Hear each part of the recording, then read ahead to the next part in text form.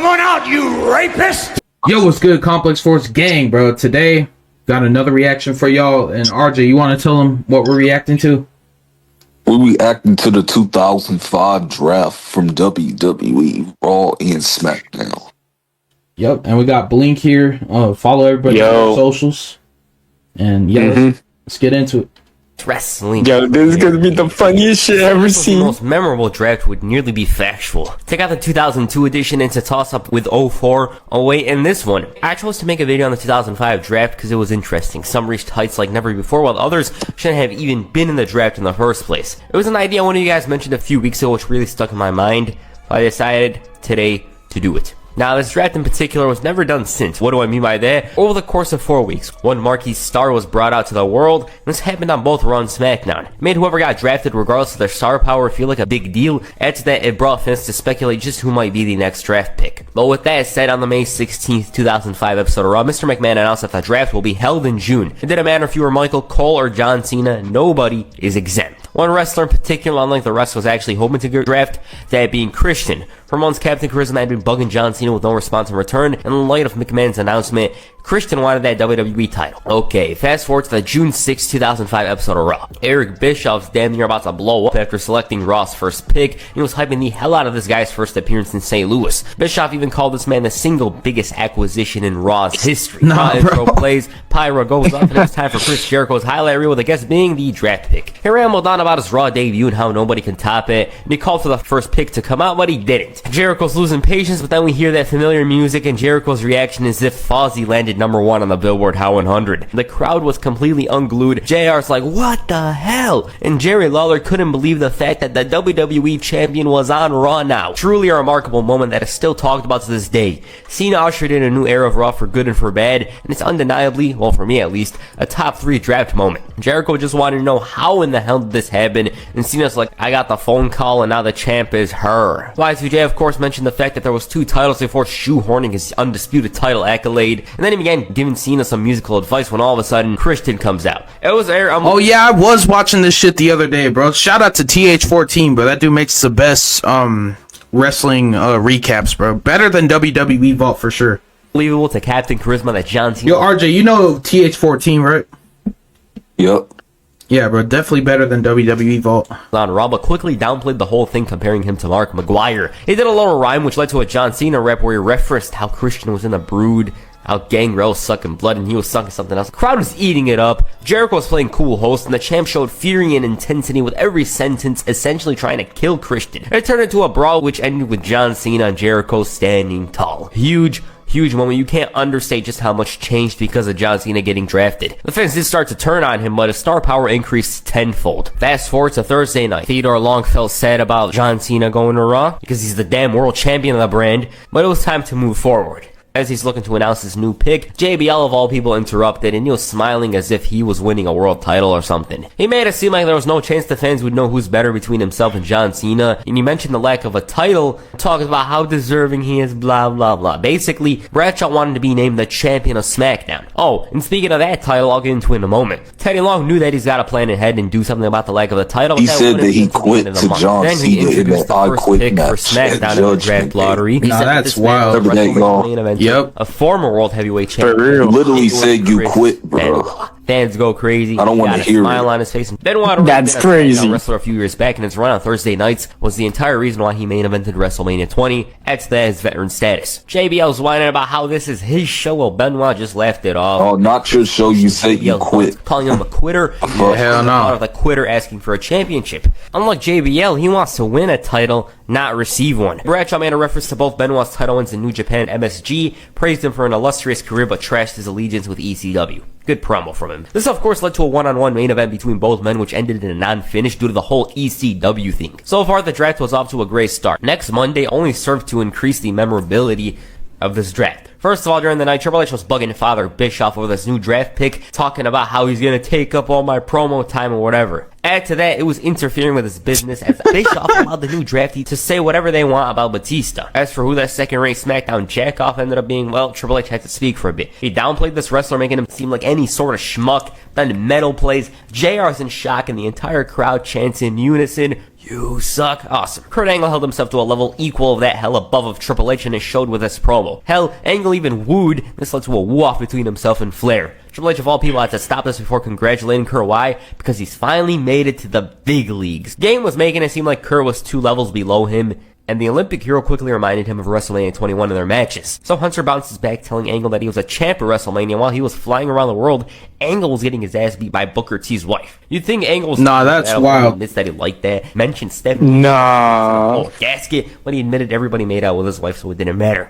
It was a very fun segment. Angle wanted to show he's the best, and the reason why he was even out here in the first place was to challenge Batista for the title. Champ ends up coming out along with HBK, and Raw ended in a brawl. Meanwhile, on SmackDown, the new draft pick didn't really make a statement verbally, but physically. During the JBL Undertaker match, Randy Orton randomly came out and RKO'd The Undertaker, costing him the match. Orton even managed to pose for about a quarter of a second, but one thing to know is that he was still on the injured reserve. Legend Killer grabbed the mic, announced that he's the draft pick, and SmackDown ends. Orton needed to continue the feud with The Undertaker, otherwise I don't know what they would have done with him on Raw. There was the Cena feud, but other than that, I don't think there was much for him. By the time Orton returned to Raw, he had gained some experience and had enough guys to feud with. Back to Raw. Eric Bischoff said that his show's 3 for 3 in draft picks, and he called for Shelton Benjamin to come out. Champ, though, knew where this was heading. Title match, of course, and kind of undermined the next draft pick. He was all smiles, but then when Carlito's music plays, he was in shock. Carlito's out there with a smile on his face like, were you expecting me? And they ended up having a quick title match. It was decent, but it concluded suddenly with Carlito cheating to win the belt, and poor Shelton never bounced back from this in my opinion. While he had a good push in 08, I just don't think he was as good as he was in 05. As for Carlito, it was a very memorable moment. Yo, RJ, do you fuck with Shelton Benjamin?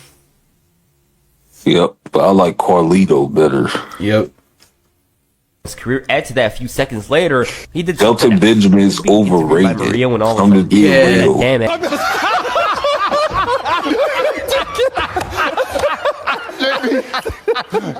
JB. Apple and by Oh! Nah, hold on. Did he just fucking spit on her? he was being interviewed by Maria when all of a sudden he spat a damn apple in her face. And by the looks of it, he didn't want to do it, but that would break the terms of I thought for a second he like threw up or some shit, but oh my god. It's a matchup to determine the new SmackDown champion. JBL's Yo, getting RJ, or not, what would y'all do if fucking Carlito spit at y'all, bro? Hell no. I'm fighting. Yeah, we gotta run the ones. Teddy repeatedly to make him a champion, and the GM eventually gave into his request. Well, kind of. Sort of like someone clickbaiting you on YouTube. He's like, JBL's the new SmackDown champion next week if he beats 5 other men. All of a sudden, it's Muhammad Hassan. Big Show's looking like they asked him to turn heel again, and nobody was happy. Oh god, this motherfucker has so many heel turns, bro. Why are they always making the Big Show heel, bro? Like, RJ, bro, didn't it get annoying how Big Show was always fucking turning heel, bro?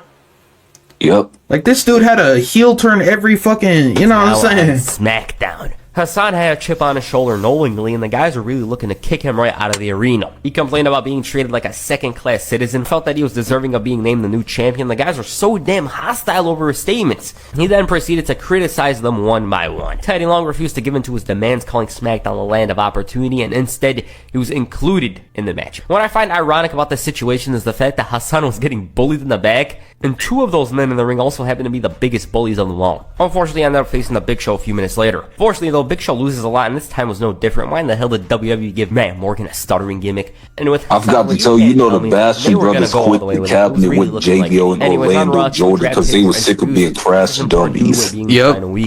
The first of 2 picks was set to face Edge and Snitsky, and I should note that the... I ain't gonna lie, bro. Lita was a goddamn hoe, bro. I was saying the same thing. I hated Lita, bro. That bitch was always getting involved in John Cena's matches, bro. Oh god, bro. And this bitch was with how many dudes with, like, within that span? She was with Matt Hardy, and then fucking Kane, and then fucking Edge, bro. Like, Cut that bitch off. Next caller. this bitch was a hoe, cut. Man was Kane. As for who it ended up being, well, the whole situation was already intense. Even before the draft pick came out, Eric Bischoff appeared and booked Snitsky against him. He called him the biggest draft pick yet, so you know who it was. It was the Big Show. Snitsky looked like a jobber, but hey, it wasn't my fault. Later that night, Carlito hosted the Cabana, and his guest, the final Raw acquisition. He completely downplayed this draft pick, calling him a lemon. Add that to my list of insults. But despite this, the newest acquisition was no damn lemon. He was an OG. It was Rob Van Dam. Sure, he was recovering from his knee injury, but he was back on Raw. Carlito called him an injured lemming before mentioning ECW One Night Stand and how RVD was whining and complaining about how it was good in the old days or whatever. RVD responded to the lemon statement calling him a fruit. He mentioned how Carlito got his ass smoked in the ring back in the Hammerstein Ballroom, and RVD refused to shut up. Then the IC champion's like, but the truth is, you're still injured, and Carlito likes it that way, and just kicks him in the knee. He continued taking advantage of that injured leg before that was about the best. So that's Raw's draft. All that was oh my god. Oh my god. Elimination match for the SmackDown. Yeah, when he was on SmackDown, he was getting beat by the Bastard Brothers with Eddie Guerrero and Rey Mysterio in them. Yeah. Raw. Teddy Long came out and mentioned the lack of but announced that the sixth man was Christian. The way the commentary reacted, it was a big get. His face, he knew he was good. He clearly didn't get the memo about what goes down on the show though, and ended up getting his ass beat. Nonetheless, he put in a good performance, eliminating Booker T and made it all the way to the end before getting clotheslined from hell by JBL. SmackDown champion. Suddenly, Teddy Long comes out with the SmackDown title and announces that JBL is not the champion. Why? Well, there's no need for a SmackDown championship. JBL's #1 contender to this man, the world heavyweight champion Batista. Tez couldn't believe this. Returning from Triple H from Vengeance that time. The crowd's cheering. He made him look like $1 billion, mentioning how he beat Triple H 3 times, including in a Hell in a Cell match. It was a very, very excellent moment in SmackDown's history, and it's one of the more memorable moments to come from the mid-2000s for sure. So that's the draft. The supplement one was held for the lower card guys. Raw got Rene Dupree, Kenzo Suzuki, and Hiroko. They got Danny Basham, Mark Jindrak, and Chavo Guerrero as well. That's who I was talking about, Danny Basham from the cabinet, from JBL's cabinet.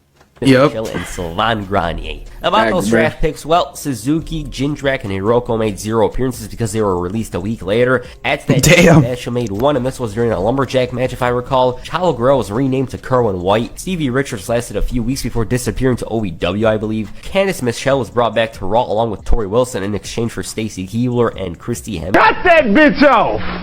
Next caller! Draft. Overall, the impact made from the 05 I don't like Stacy Keibler or Christy Hemme at all. The reason why I hate Stacy Keibler because she tried to lie on Randy Orton when he first made his debut, bro. Oh god, bro, I remember that shit. I hate that bitch. I'm glad he RKO'd her when he turned heel in 2005.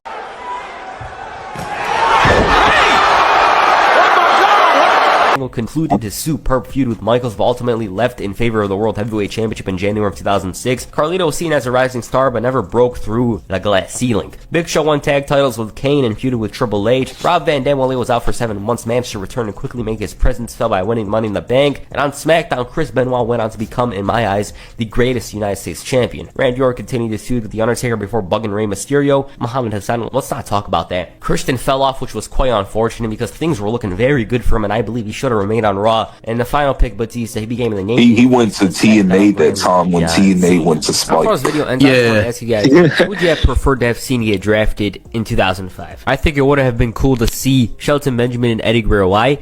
Because Guerrero on Raw would have seemed very fresh, and he could have feuded with the likes of John Cena and Shawn Michaels, and it would have been good. Nonetheless, the Rey Mysterio feud was one of his most memorable in his career, and I really enjoyed that Batista feud. I love Latino period. Batista didn't want to believe him and whatever. I really loved that. Who knows how his Raw run would have went had it occurred. Shelton Benjamin, on the other hand, I think it would have prospered on SmackDown greatly because of the fact that the mid-card was wide open. He could have ran in there and feuded with Orlando Jordan, Chris Benoit, and Booker T. I think it would have benefited him greatly if he went to SmackDown then and there. So there it is. What do you guys think about the 2005 draft? Please comment down below. And that's it for this video. Make sure you hit an F you on the like button, perhaps. Alright, yeah, that shit was crazy, bro.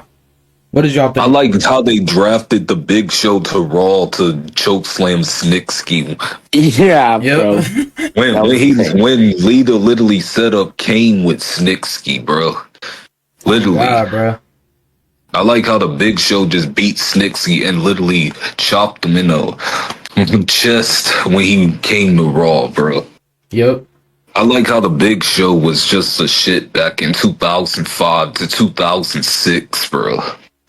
Bro, like, you know what we should do, though? We should do a rant on Lita, bro, because she gets way too overloved, man. Like, I don't know why motherfuckers fuck with Lita so much. That bitch was a hoe. Scroll. Cut that bitch off. Next caller. Straight up. Bro, we might have to do a rant on that bitch. Straight up, bro. Oh, I'm gonna get some notes ready. We gonna do that shit. Cause hell, yes, old faction. yeah, that bitch. The only diva I fucked with was Melina. I don't like none of them divas. All of them are hoes, bro. Bro, Simple as that. the only diva I fuck with is China, bro. That's it. You know who Melina is, right? Yep. The Mexican bitch. Yeah. Oh, her? Johnny Nitro and Joey Mercury. You know Johnny Nitro, who was John Morrison. Yep. But yeah, bro. It's not like I'm simping for the bitch, bro. Like she was not on no host stuff. I'm just being real. Yeah, straight up. But like the only diva I fuck with is China, bro. Straight up. That's. Man, listen. I win the route. You do that shit to me? Man, you don't touch me, boy. What the fuck wrong with you, boy? I'm a grown ass man, dog. Just like you. Well, we can box. I feel God, homie. I feel God. I feel God, boy. I feel God, boy. I feel God, boy. I'm just like you now. Reba, tell these boys I feel God now. I'm gonna slap the fuck out of you too. Watch.